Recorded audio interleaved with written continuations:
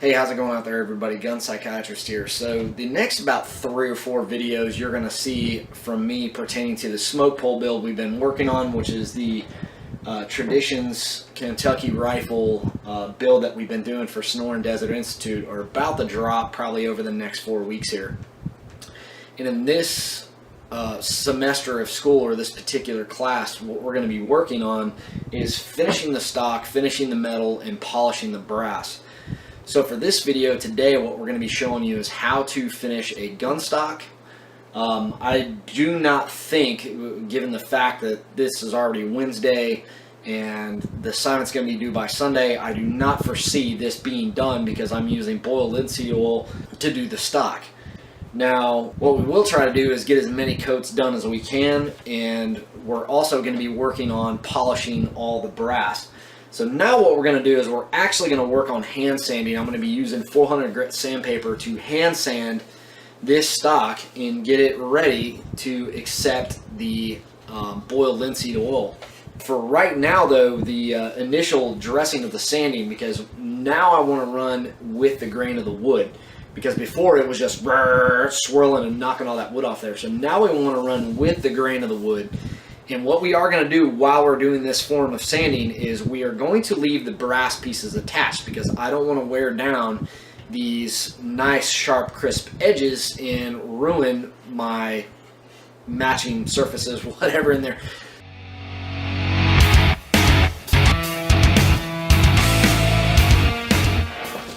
So when you have a new gun stock like this that you've used a rotary sander on, or maybe you've just hand sanded it, you're going to have to hand sand it further.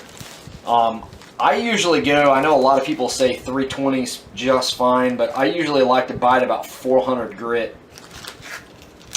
And I use this silicon carbide sandpaper because it's waterproof, so you can wet sand, you can do all sorts of fun stuff with it.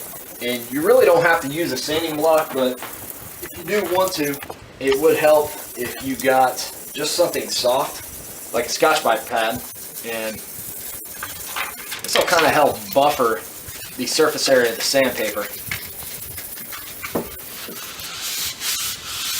So one thing I want to show you right here, and this is why I'm leaving the brass on while I'm doing a sanding, because not only do I want to remove the swirl marks that the sanders imparted on the brass and somewhat polish it for the final polishing, but I also want to keep everything level with the wood. And then of course, once the stock was sanded to my liking, I would remove the brass pieces, and then we would start the application of the boiled linseed oil.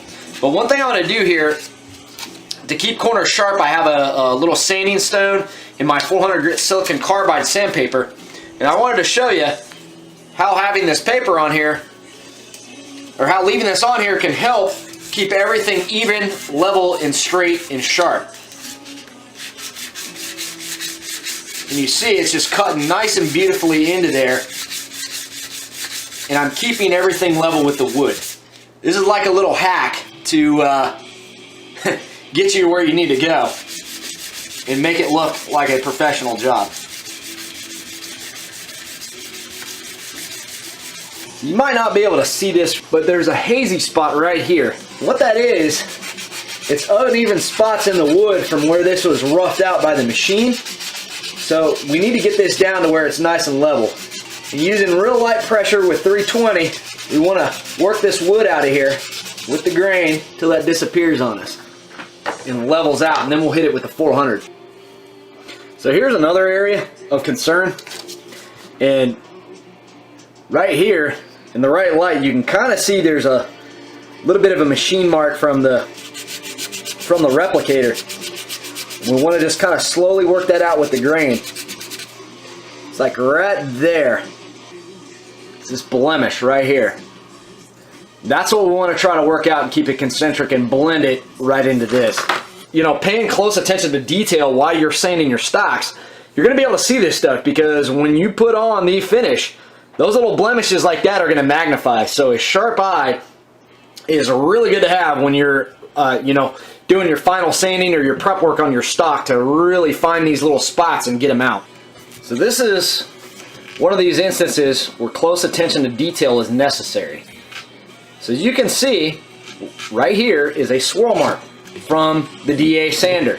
And if you look at it in various lights, sometimes you can't really notice it, but when you get it from the side, that's where it really starts to pop. So around this thimble piece right here, I want to show you something.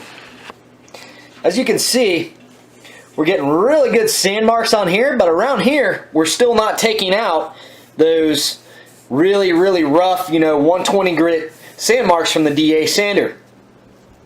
That's why I keep the brass in here while I sand with the DA sand and shape, because it leaves those impressions on there. So that way you kind of have, in essence, this is kind of like an inletting black, because it tells you that, okay, this wood out here is slightly higher than this brass, because, okay, well, I'm level with the wood and I'm taking it right off. So what we need to do is we need to work around here with some 220 or some 180 and level that out so you get a nice smooth transition. That's why I do that. So you can use your you can use these little edges around here with the swirl marks on them. Once those start to look like that nice polished brass in the center, that way you know you're getting down with the wood and it's starting to level out flush, and then you can start a course with your 320 or your 380 and your 400 and make that transition really, really smooth. So you see what I'm doing is I'm using a piece of Arkansas stone, and I'm just tracing the contour of this, and as you can see, we're making really good progress, and it's just starting to really blend up really well. That's what we want. And then we'll run back over this way and polish those 220 scratches out. But just take your time with this, because the little, extra 10, 15, 20 minutes you spend doing this now is going to make a huge difference down the road when it comes time to put this thing all together and make it look like a great display piece or functional work of art. So now that we have finished the sanding with the 220 and knocking out some of these rough spots, we're going to see really how well we did. What we need to do now is, first we want to get all the dust off this stock. And I just do that with a wet microfiber. Just try to get all the dust off. Just wipe her down. And once that's done, we're just going to take the iron and this rag. We are going to start steaming.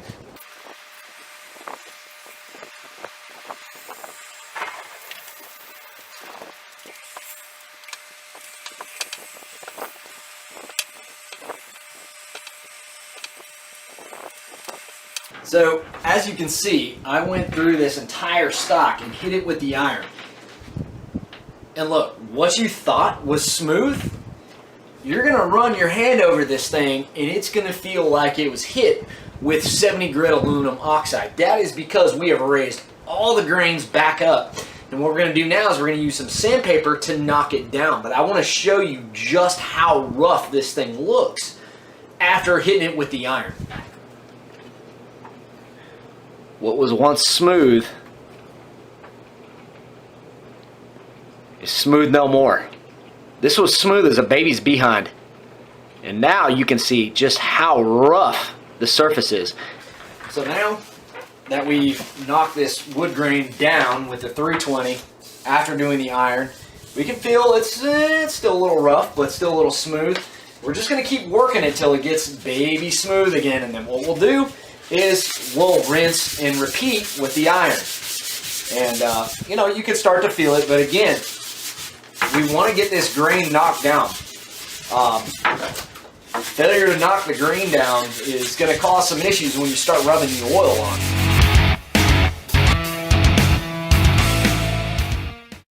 Okay, so now we're on the brass polishing, and what we're going to show you now is how to take these parts like this that we did a rough, just cleanup job on. They look terrible, and we're going to show you how to turn them to look like this. It's pretty simple. It's a lot of work. It's very time consuming, and you want to ensure that you get flush level surfaces on everything and keep all your edges sharp. So there's going to be a series of tools you're going to need. Obviously, various grits of silicon carbide sandpaper, because it gets messy. Then one of my favorite is a little tiny Arkansas stone or knife sharpening block, because we do have a nice true surface on here to keep all our edges flat. Then of course you're just going to polish one way and then polish the other way, and the end result, you're going to get a nice polished finish like this. So the first thing we want to do is pick the piece that we want to work on, obviously, and we'll just go for one of the more complicated ones like this piece. And because I was already sanding this on the stock, I successfully gotten a 400 grit sanding on it. We need to step up to our next grit, which is going to be 800 grit. I'd like to start by taking a piece of this 800 grit, putting it onto my Arkansas stone, and getting a nice flat true surface. Now I can follow the contours and polish out the previous sanding marks.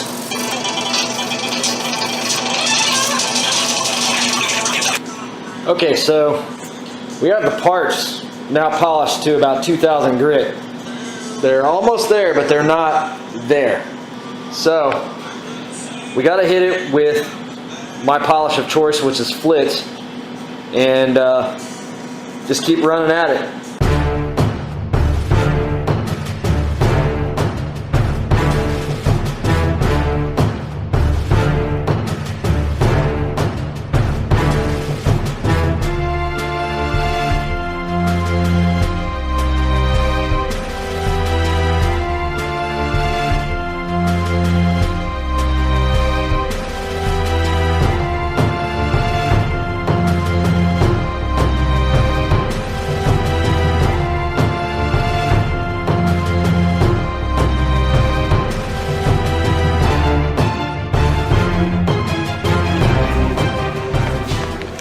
Alright, so if you follow my lead and kind of just follow along with me, this is what you're going to get in the end run. Beautifully polished finish. Flawless.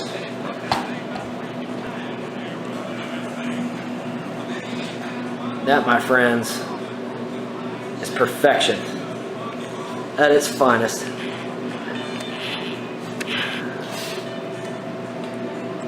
They don't teach you that in school.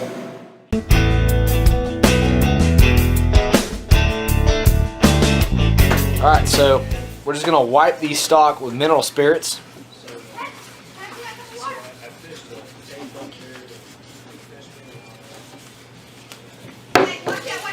Wipe it on heavy, but we want to do this so it'll help the stain soak into the stock.